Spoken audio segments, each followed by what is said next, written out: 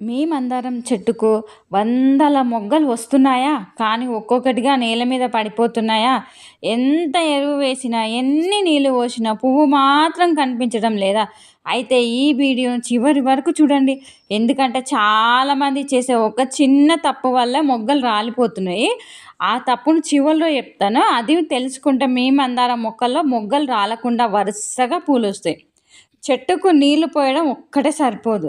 దాని అవసరం తెలుసుకోవడం కూడా అంతే ముఖ్యమనమాట. ఇగ చూడు ఇది రాలిపోతది. ఇగో పండు ఆరిపోతుంది. ప్లస్ ఇగ చూడు పురుగొచ్చింది. ఇగో ఇది ఈ మొగ్గ రాలిపోయే అవకాశం ఉందనమాట. ఇట్లా కావడానికి కారణం ఏంటి? అసలు దీనికి సొల్యూషన్ ఏంటి? ఇవన్నీ విషయాలు నేను చెప్తాను. ఎక్కడ స్కిప్ చేయకుండా చూడండి. హాయ్ అండి, వెల్కమ్ టు మై ఛానల్. అందరికీ నమస్తే. ఈరోజు నేను మందార మొక్కల్లో మొగ్గ రాలిపోవడానికి కారణం ఏంటి అనేది మీకు క్లియర్గా చెప్తాను. సొల్యూషన్ గినంగా చెప్తాను. ఇంకపోతే మందారం మొక్కలు ఎక్కువ కనిపించే సమస్య ఏంటంటే మొగ్గలు వస్తాయి, పెద్దవిగా అవుతాయి, కానీ పువ్వు అయ్యే సమయానికి మాత్రం రాలిపోతూ ఉంటాయి. దీంతో చాలామంది నా మొక్కకు ఏదైనా పెద్ద జబ్బు వచ్చిందేమో, ఈ మొక్క ఇక పువ్వు పుయ్యదేమో అని భయపడిపోతూ ఉంటారు. కానీ నిజానికి కారణం మాత్రం చాలా సింపుల్ కారణం అనమాట. అయితే ఆ కారణాలు ఒక్కొక్కటిగా చూద్దామన్నమాట.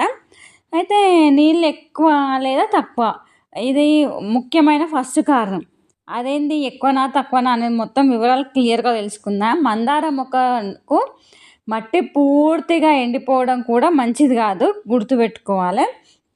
అంటే ఎప్పుడు పొడి పొడిగా ఉండొద్దు. పొడి పొడిగా అంటే గట్టిగా ఉండొద్దు అనమాట భూమి, వాటర్ లేకుండా. అలాగే ప్రతిరోజు ఎక్కువ నీళ్ళు పోసినా వేళ్ళు ఊపిరి తీసుకోలేవు. దాంతో మొగ్గలు రాలిపోతాయి. అతి అన్నది అమృతాన్నైనా విషం చేస్తుంది. ఇదైతే గుర్తుపెట్టుకోవాలి. ఇక మళ్ళీ ఎండ తక్కువ, ఇది రెండవ కారణం. అది ఎండ తక్కువ ఉండాలా ఎక్కువ ఉండాలా అని చాలామందికి డౌట్లు అనమాట. మందారంలో రోజుకు కనీసం 6 గంటలు నేరుగా ఎండొచ్చి తాకాలి.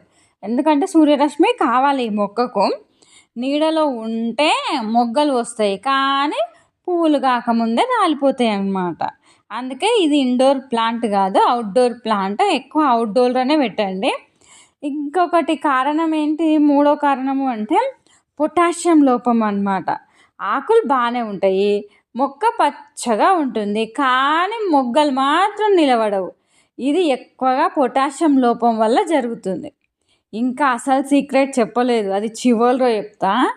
ఇకపోతే పురుగులు అనేది చూసిరు కదా, తెల్ల పురుగు వచ్చింది. దానికి నెక్స్ట్ వీడియో చేస్తా. అసలు అవి ఎట్లా పోతాయి అనేది మొత్తం క్లియర్గా పోవడానికి మొత్తం సొల్యూషన్ చెప్తాను నెక్స్ట్. అందుకోసమని నా వీడియో ఎక్కడ స్కిప్ చేయకండి. మీరు సబ్స్క్రైబ్ చేసుకోండి, నోటిఫికేషన్ వస్తుంది. నేను పెట్టినప్పుడు మీకు కంపల్సరీ నోటిఫికేషన్లో చూపిస్తుంది, కాబట్టి మీరు చూడొచ్చు అనమాట. అందుకోసమని ఇగో ఇట్లా తెల్లటి తెగులు వచ్చింది చూడండి. ఇక అంతే సంగతులు.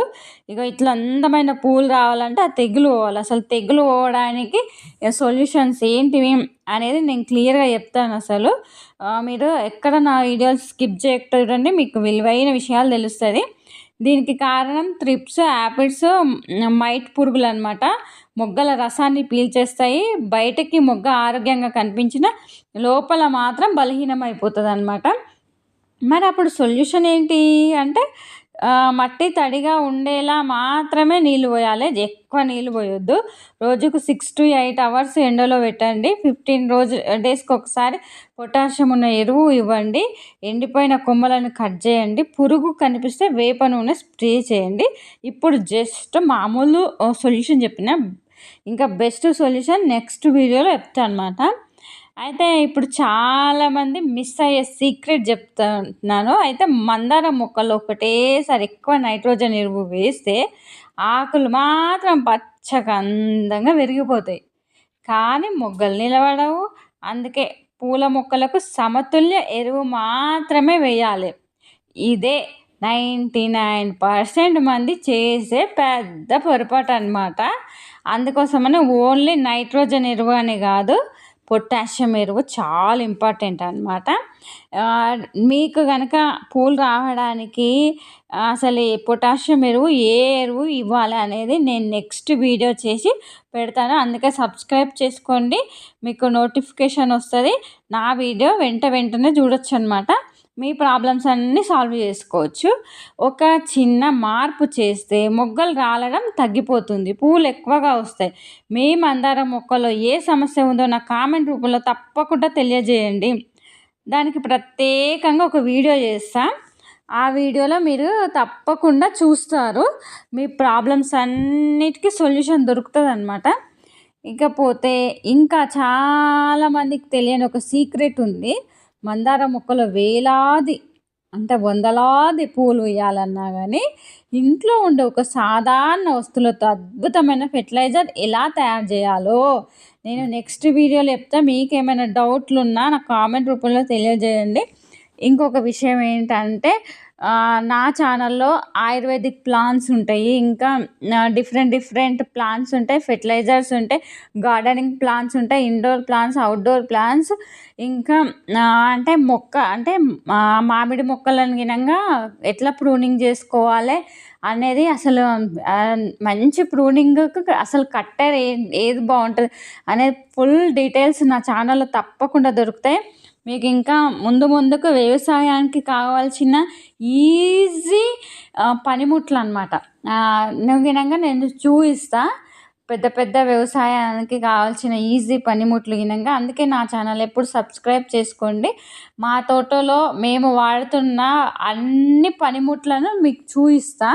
వాటితోటి చాలా ఈజీగా పని అయిపోతుంటుంది అనమాట. తక్కువ ఖర్చుతోటే ఎక్కువ ఫలితాలు వస్తాయి అన్నమాట.